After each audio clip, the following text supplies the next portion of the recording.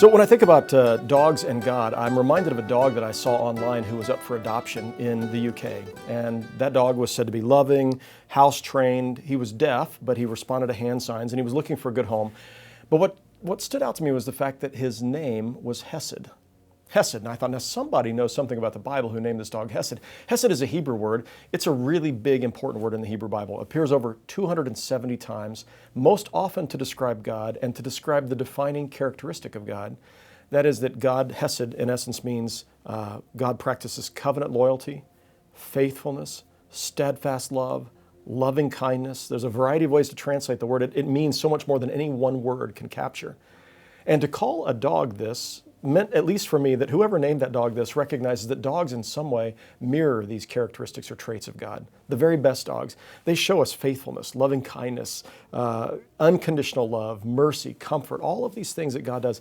And I've even wondered sometimes if God didn't make dogs just to show us these things. I'm reminded of a ministry of the Lutheran Charities. This ministry is called Canine Dog Comfort Ministry.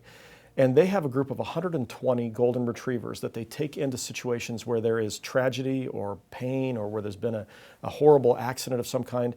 And these dogs, maybe a dozen at a time, will go in and they will comfort people. And it's interesting, the dogs just show up. They don't say anything. They don't have the right answer. They don't answer the question why. They just show up and they let people love them. And there's something to knowing that dog is there, providing comfort, that opens the hearts of those who are grieving. Recently in Orlando, 12 of these dogs showed up and were there among the folks who were at the vigil, were there with the people who had survived the accident, were there with the people who had lost their children.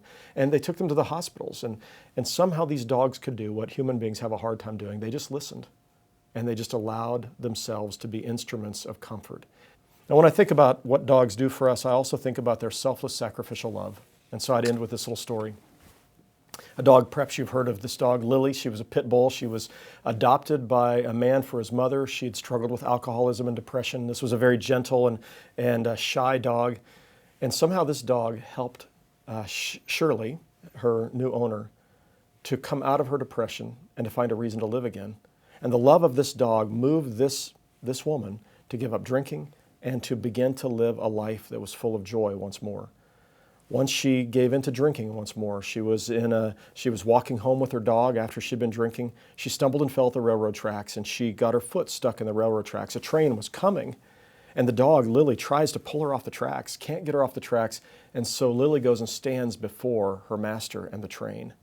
The train screeches on its brakes. It hits the dog, takes off one of her paws, but Shirley isn't touched, and the dog survives. And Lily becomes a picture. In fact, today she has 482,000 Facebook fans. She becomes a picture of selfless, sacrificial love. There's something about that dog that transcended what evolution would tell her to protect herself in order to protect and to risk her life to save her master. This is a picture of the love of God, the hesed of God shown to us in Jesus Christ. And the love of God is demonstrated most preeminently when Jesus hangs on a cross, offering himself for us. So I'd love to invite you, when you see a dog that's loving, caring, kind, and compassionate, to remember that they paint for us just a small picture of the love of God, the hesed of God, for every one of us.